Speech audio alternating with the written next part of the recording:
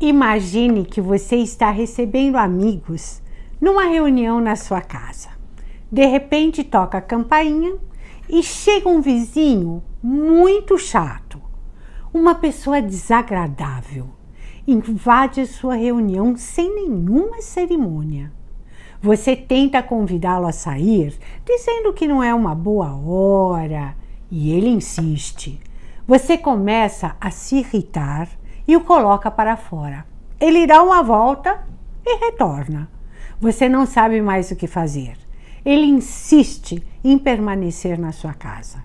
Você agora está totalmente voltado para tirá-lo da sua casa e não está mais desfrutando da presença dos seus amigos e do prazer da reunião. Até a hora que você decide deixar esse vizinho inconveniente para lá, sem se incomodar com a presença dele e voltar a sua atenção para os amigos que estão se divertindo na reunião na sua casa.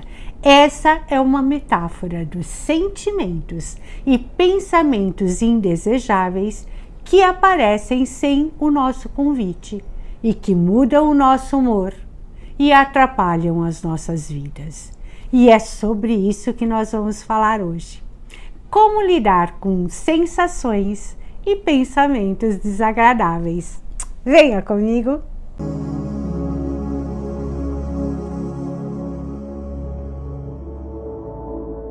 As dores, apesar de desconfortáveis, são nossas amigas, pois estão nos sinalizando que alguma coisa não está bem em nós. Assim também são as nossas sensações e pensamentos indesejáveis. Quando eles aparecem, nos alertam que temos uma situação que estamos necessitando dar uma maior atenção. Mas nós não fomos educados para acolher naturalmente os sentimentos negativos. Muito pelo contrário. As sensações ou pensamentos negativos devem ser ocultados, muitas vezes até de nós mesmos, pois são socialmente incorretos e intimamente vistos como ameaçadores e perigosos. Mas a questão é que nós não podemos controlar o que sentimos. As sensações são reações psicofísicas que acontecem automaticamente frente a como o corpo e a mente estão interpretando um determinado acontecimento. Assim como nós não podemos não sentir calor diante de altas temperaturas externas, também não podemos deixar de sentir raiva diante de algo que nos machucou. É natural. E todas as sensações também induzem a pensamentos automaticamente. Na neurociência, existe uma discussão entre quem surge primeiro, sensações ou pensamentos. Mas o que sabemos com certeza é que eles se estimulam mutuamente. Toda vez que sentimos, pensamos. E todas as vezes que pensamos, vamos estimular sensações físicas e ou emocionais. Todos nós temos emoções agradáveis, como amor, alegria, prazer, entusiasmo, gratidão. Mas também todos nós temos emoções negativas, como inveja, vergonha, culpa, nojo, raiva, etc. Sentir ou pensar não define quem somos. O que molda e define o tipo de pessoa que somos é a maneira como lidamos com esses sentimentos. Portanto, fugir ou negar não é a melhor saída que temos, pois sentimentos reprimidos no inconsciente geram pensamentos autônomos. Quer um exemplo? Pensamentos catastróficos do tipo assim: tudo vai dar errado, eu fracassarei com certeza. Comportamentos evitativos como eu não vou ao shopping porque vou passar mal. Ou compulsões como preciso um doce agora para me acalmar. Os sentimentos e pensamentos reprimidos agem em nós como fantasmas. Nós não os vemos, mas eles nos assustam e geram medos.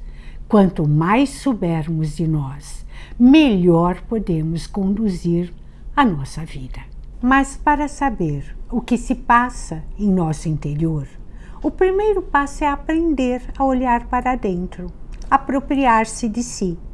Na maior parte do tempo, estamos tão envolvidos com as coisas externas que nem nos damos conta de que todas elas estão nos causando impressões e nos tocando de alguma forma, criando sensações e pensamentos. Além disso, o mundo em que vivemos hoje, mais superficial e ligado às imagens, estabelece a ditadura da felicidade.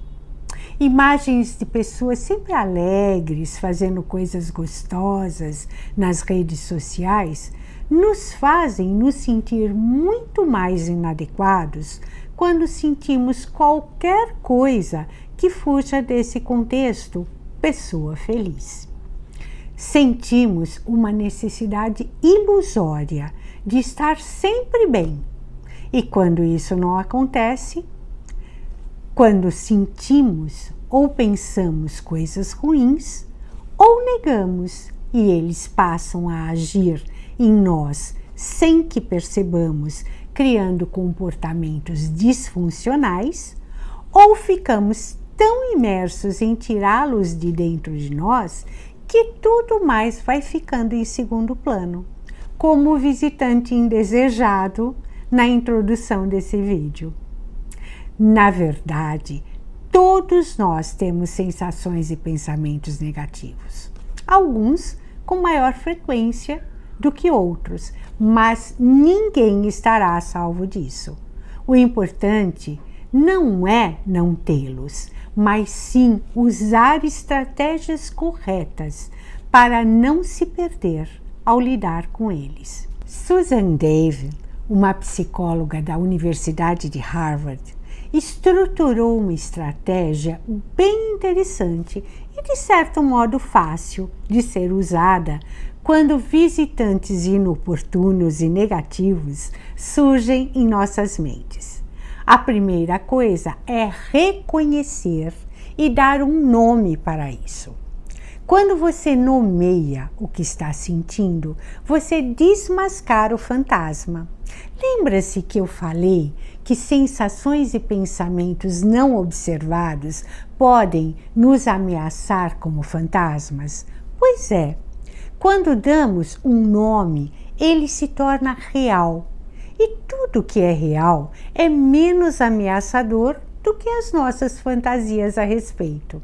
Quer um exemplo? Se eu nomeio "estou com raiva", isso me faz ficar de posse dela e escolher o que farei com isso. Ao contrário de quando a raiva age automaticamente em nós, ela poderá fazer coisas que depois nos arrependeremos amargamente. Outro exemplo, se você reconhecer "estou pensando muito em doenças ultimamente", você poderá olhar para isso de frente para saber o que está acontecendo, para que você tenha pensamentos tão repetitivos assim. Enfim, o que fica muito claro nesse passo da estratégia é que se adquirirmos o hábito de olhar para dentro, reconhecer e nomear o que estamos sentindo e pensando, isso nos ajudará muito e poderemos chegar ao segundo passo da estratégia, que é aceitar. Todas as vezes que não aceitamos alguma coisa, ficamos brigando com ela e despendendo muita energia. Aceitar não significa que vamos nos acomodar na situação, mas que acolhemos o que estamos sentindo ou pensando com respeito, sem críticas ou julgamentos. Ou seja, reconhecemos o visitante que está ali e não ficamos brigando para expulsá-lo, Com isso, podemos usar a nossa energia para fazer coisas melhores por nós, ao invés de ficarmos dominados pelos sentimentos ruins. O terceiro passo é distanciar-se. Para que possamos ver, ter uma boa visão, é necessário tomar certa distância. Quando tomamos distância de algo, podemos ver com maior nitidez e detalhamento. Assim também acontece com o que estamos sentindo e pensando. Sentimentos e pensamentos negativos não nos definem, a menos que façamos uma escolha. Alimentá-los e deixar com que eles conduzam as nossas ações, isso sim pode dizer sobre nós. Portanto, não devemos confundir o pensador com os pensamentos. O pensador é quem decide e conduz os caminhos a serem tomados. O pensador é o motorista. O pensamento é o veículo. Quem conduz o veículo rumo a um determinado destino é o motorista. Então, por piores que sejam as sensações ou os pensamentos presentes, devemos lembrar que são somente sentimentos e pensamentos e que eles mudam o tempo todo, que são passageiros, que não definem as nossas vidas. Isso é tomar uma distância, isso é não se perder neles, e quando fazemos isso, criamos aquele intervalo necessário para que possamos decidir a maneira como vamos reagir.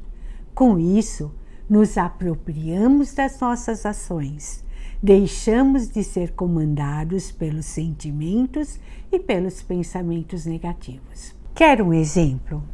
Quem, diante de situações de muita dor, já não pensou que a morte poderia ser uma solução para não sentir? Mas a maioria de nós não fez essa escolha, não é mesmo? Respiramos e optamos por seguir em frente, apesar do ocorrido. Todos nós temos sentimentos, mas não somos os sentimentos. Somos muito maiores. Sentimentos vêm e vão. Fazem parte de uma jornada pessoal muito maior. E o último passo dessa estratégia é justamente escolher a forma como vamos reagir aos nossos sentimentos e pensamentos. As ações, sim, falam mais a nosso respeito. Como agimos é que determina quem somos. E as nossas ações estão sempre vinculadas aos valores que temos. E quando fogem da direção dos nossos valores pessoais, ficamos nos sentindo culpados. Os valores pessoais, eles funcionam como uma bússola. É o norte que direciona as nossas escolhas, a nossa vida. Reconhecer os nossos valores fornece a direção que devemos seguir. Quer um exemplo? Se tenho como um valor pessoal a honestidade, por maiores que sejam os meus sentimentos negativos por uma pessoa, eu não serei desonesta com ela. Não por ela, e sim por mim, para ser fiel e coerente com o meu valor de honestidade. Por isso é tão fundamental definir os nossos valores pessoais, ou seja, as atitudes e condutas que temos e que fazem com que sintamos orgulho de nós mesmos. Então, para resumir, o importante mesmo não é o que você sente. Isso pode e vai mudar. O fundamental é o que você faz com aquilo que sente ou pensa. Lembre-se da palavra nade diante de situações difíceis na sua vida. Nade, de nadar mesmo. Não se afogue. O N de nomeie o que está sentindo de forma simples. Use uma palavra só. Raiva, triste, confuso, nojo. Com isso, você traz o fantasma para o seu campo de visão. O A aceite o que está sentindo. Pare de brigar com você. Economize a sua energia. Distancie-se. Você é o condutor. Os seus sentimentos ou pensamentos são somente o veículo. Você que dirige. Não tenha medo. Você é muito maior do que isso. E o E de escolha. Escolha sempre baseado na pessoa que você quer ser. Qual é a melhor forma de reagir? Lembre-se, os sentimentos mudam, mas a forma como reagimos deixam marcas por muito tempo. Nós não podemos controlar os sentimentos, mas podemos utilizar boas estratégias para decidir como reagir quando eles aparecem. Espero ter ajudado você e que você pratique o NAD nos momentos difíceis da sua vida. Obrigada pela sua atenção. Namastê. Até a próxima. Beijos.